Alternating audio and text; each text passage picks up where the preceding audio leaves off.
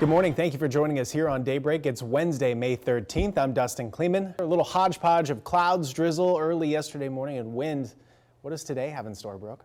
Well, tragic afternoon here at the Oceano Dunes. Unfortunately, a week after a woman was killed here at the dunes, a man has died. In just a moment, Governor Newsom is expected to lay out more details on the state's Phase 2 opening process. We just got word that 5 people were displaced by this fire. 1 person injured, a woman that was injured. She suffered lacerations as well as smoke inhalation.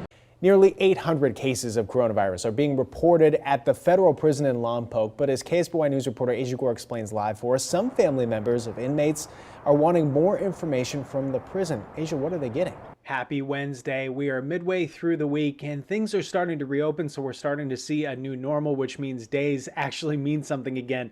The coronavirus is responsible for countless interruptions in our day-to-day lives, and that includes an important milestone for many teenagers. KSBY News reporter Asia Gore joins us live outside the DMV on how young drivers are being impacted. Good morning, Asia.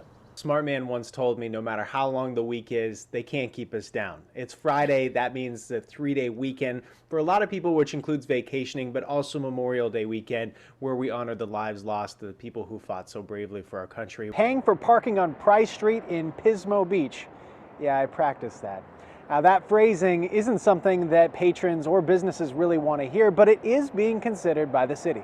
Good evening, Richard. Andrea Blanco was one of those teachers that no matter how old you get, you remember them. That's what I've been told by people who have come by already and memorialized her here at Laguna Middle School. And you can see that she was beloved by those people. California is the bouquet of the flower industry in the United States. 80% of the nation's flowers come from the Golden State, with a big chunk from Central California. We take a look at the industry trying to survive this pandemic storm. In this week's Central Coast Living, head north on Highway 1 and you'll find a festival that is now 11 years strong and internationally known, featuring hundreds of well-decorated scarecrows. Let me show you exactly what he's talking about. We're on top of Bishop Peak after a beautiful hike on a gorgeous day in San Luis Obispo. You go to the app and you can claim a deal. Doc Bernstein's giving you a deal on ice cream, among many other businesses. I think we've earned some ice cream. Let's go.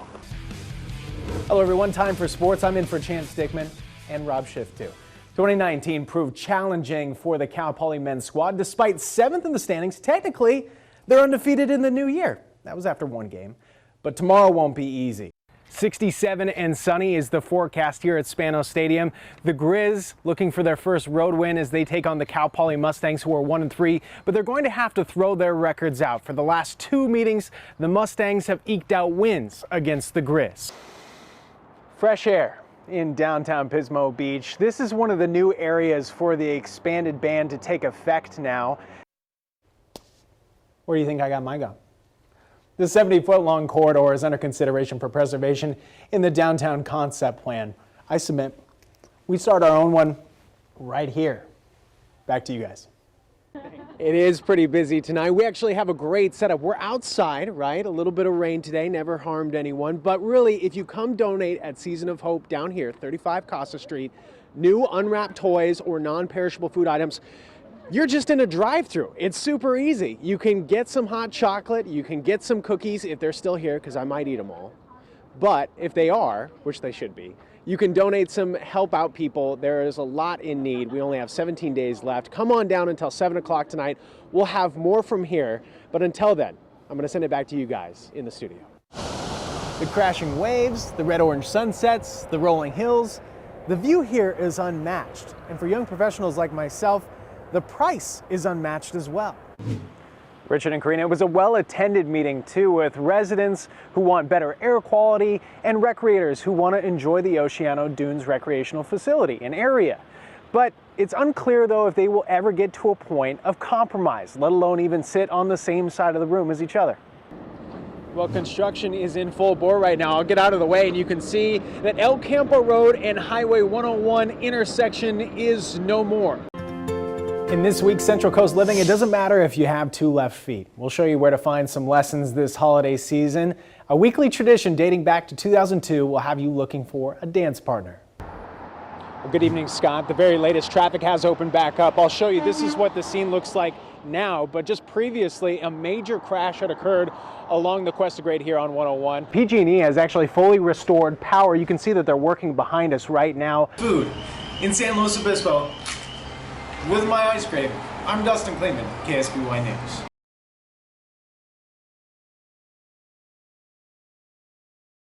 Taking a walk in downtown San Luis Obispo is not something we give a lot of thought to, but for someone with a disability, it's one obstacle after the next. KSBY's Dustin Klemann shows us the challenges our neighbors face and what the city is doing to make life more accessible. To view the world through the eyes of Peter, you would have to forget about sight entirely. I only have a little bit of sight on the corners of my eyes at this point. But it doesn't stop him from traveling. I've been visually impaired to one degree or another all my life. Wait, walk sign is on to cross. These sounds cue his navigation. I take pride in my independence. And he's garnered a nickname throughout the years. Oh, a human GPS. Yeah, I've memorized a lot of things, so I always tell people that when they're directing me somewhere around here, I can do a better job than the GPS. It's not without challenges. Through the streets of San Luis Obispo, a number of intersections are not ADA compliant. Many are missing correct curbing, walking signals, and sound alerts. I really won't know if nobody's on the street and there aren't too many cars on one side of the intersection or the other. I just kind of take my chance. And it's led to some close calls. And of course, I've had other people tell me once in a while that I almost got hit, but I wasn't aware of it. Of the city's 2,436 intersection crossings, 22% do not have any ADA ramps, and half of all ramps don't meet ADA standards. For the city, updating streets to the American Disabilities Act requires significant funding. Each new project must fall in line with ADA standards. And we also have kind of an ongoing transition plan where we invest in upgrading curb ramps, sidewalks, and other features to current ADA best practices as our funding allows. Funding, though, can be a tight squeeze. From the push buttons to the raised padding, a corner can cost tens of thousands of dollars to upgrade fully. So we look for partnerships with development projects. If there's private development projects occurring near the corner or within the vicinity of an intersection, we'll look for partnerships to try to upgrade those that signal equipment. Though the city says it is committed to upgrading as funding becomes available. Raymond Castro is the president of the People First group of San Luis Obispo and an active participant at PathPoint. There's like one big family here. He's an advocate for people with disabilities, and he says another issue he finds is some intersections don't have visual timers or lack enough time for those with disabilities to cross the street. Some of the crosswalks have them and some don't. So it makes it hard enough and for other people to hear and get across. Castro says the city has made strides in making streets accessible. He says when he moved to San Luis Obispo, curbs didn't even have cuts for him to access sidewalks. We need money to do everything, and the city don't have that much money in the budget to take care of everything. So I know they're doing their best, but somehow they need to allocate more money in the budget. Over in downtown, armed with his cane and a radio, On a plane trip for you about 10 years ago, right? Peter is on his way to the post office. In a town he loves, Peter says he is grateful for the people who keep an eye on him and reach out to ask if he needs help. That's the way this place is. It's a community, and with people looking out for each other. Appreciate what you have. I mean, all of us have challenges. Some are more visible than others, but whatever it is, it's like that old Carter family song, "Keep on the Sunny Side of Life." In downtown San Luis Obispo, I'm Dustin Klemann, KSBY News. The city is putting forth nearly $1.9 million over the next 2 years in its budget for bicycle and pedestrian improvements.